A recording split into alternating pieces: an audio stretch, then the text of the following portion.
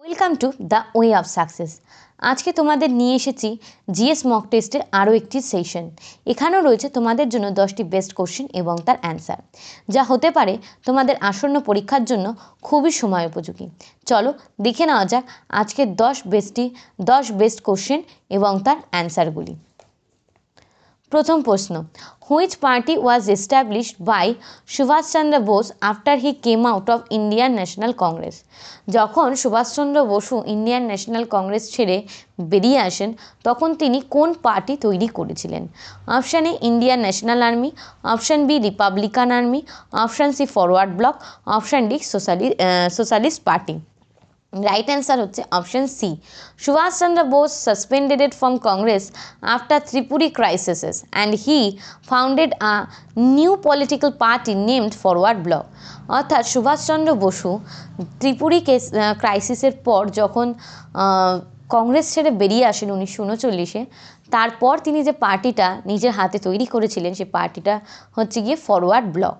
Subhash Chandra Bose resigned from the presidency of INC after being maneuvered by M.K. Gandhi in Tripuri session of INC. This incident is known as Tripuri crisis। অর্থাৎ মহাত্মা গান্ধীর সাথে কিছু মতের অমিল হওয়ার জন্যই তিনি ত্রিপুরি অধিবেশনে যে ওনার যে সভাপতি পদ ছিল সেই সভাপতি পদ ছেড়ে তিনি কংগ্রেস ছেড়ে কিন্তু 1939 সালে বেরিয়ে আসে। ইতিহাসে এই পুরো ঘটনাটা কিন্তু ত্রিপুরি ক্রাইসিস নামে পরিচিত। পরবর্তী question, which of the following movement was not lead by Mahatma Gandhi? এর মধ্যে কোন ঘটনাটা বা কোন মুভমেন্টের সাথে মহাত্মা গান্ধী জড়িত নয়? Option A Champaran Satyagraha, option B Wahhabi movement, option C non cooperation movement, option D civil disobedience movement. Right answer is option B, Wahhabi movement. Wahhabi movement was an Islamic movement centered around Patna. It tried to purify Islam by eliminating all the un-Islamic practices. Wahhabi আন্দোলন মূলত ইসলাম centric একটা আন্দোলন, যেটা পাটনায় অঞ্চলে অর্থাৎ বিহারের যে পাটনা সেই অঞ্চলে ছড়িয়ে পড়েছিল। এর মেইন উদ্দেশ্য ছিল ইসলামকে পুনরুজ্জীবিত করা, ইসলামের যে পুরনো গৌরব বা শুদ্ধতা সেটাকে ফিরিয়ে আনা। পরবর্তী question, what is the term of office of chief election commissioner of India? অর্থাৎ ভারতের যিনি চিফ ইলেকশন কমিশনার রয়েছেন অর্থাৎ মুখ্য ইলেকশন কমিশনার যিনি রয়েছেন তার কার্যকালের মেয়াদ কত? 5 years, 6 years, 5 years or 6 years of age, option D 6 years or 65 years of age।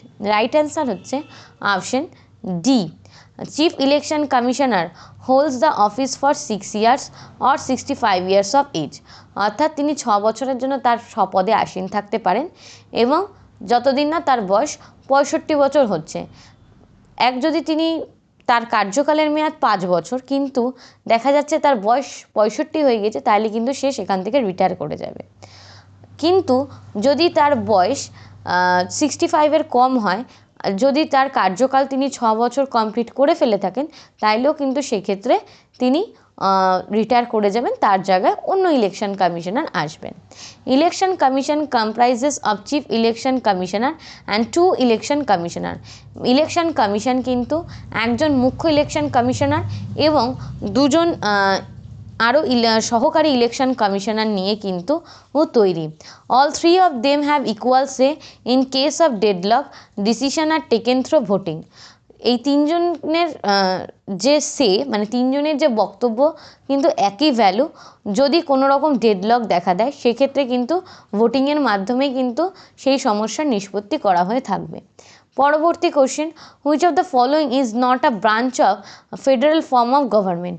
কোনটি যুক্তরাষ্ট্রীয় গভর্নমেন্টের পার্ট নয়? Judiciary, executive, legislative, media. Right answer হচ্ছে option D. Federal form of government includes legislative, executive and judiciary. অর্থাৎ media কিন্তু এদের একটা federal গভর্নমেন্টের কিন্তু পার্ট না। একটা ফেডারেল গভর্নমেন্টের পার্ট কিন্তু বিচার বিভাগ, আইন বিভাগ এবং শাসন বিভাগ। India runs a federal form of governance with clear demarcations of powers between its 3 organs। পরবর্তী question, Commercialization of agriculture implies cultivation of timbers, plantation, production of crops for sale, production of crops like wheat or rice. আমাদের কাছে জানতে চেয়েছে যে যে agriculture অর্থাৎ কৃষিকাজের যদি কমার্শিয়ালাইজেশন করে দেওয়া হয়, বাণিজ্যিকীকরণ করে দেওয়া হয়, তাহলে এর মধ্যে কোন অ্যান্সারটা রাইট হবে? রাইট অ্যান্সার হচ্ছে অপশান সি। যখন কৃষি বাণিজ্যিকীকরণ হয়ে যায়, অর্থাৎ commercialisation of agriculture refers to production of agricultural crops to sell in the market, not for consumption. মূলত সেই এগ্রিকালচারগুলো কিন্তু তৈরি করা হয় মার্কেটে বিক্রি করার জন্য, মানে নিজেদের ব্যবহার করার জন্য কিন্তু নয়।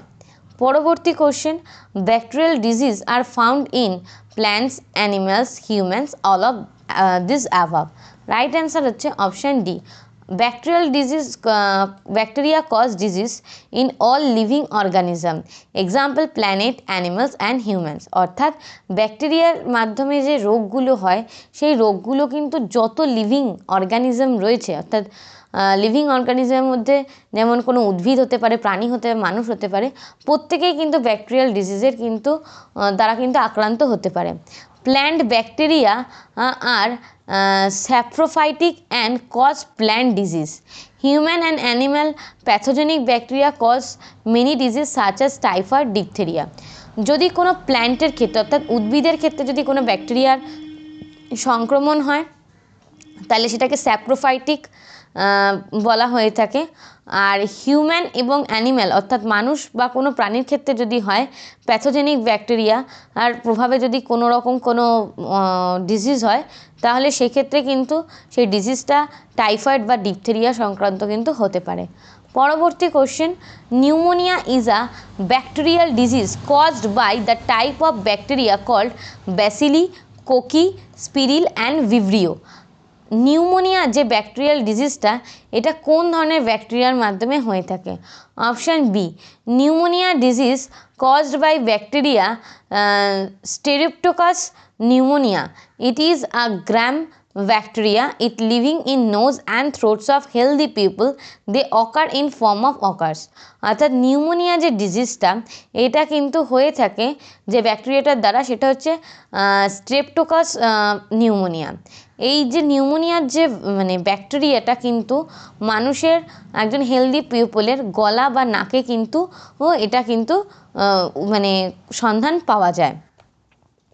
পরবর্তী question, first national park of India that was establish in 1936 was named as.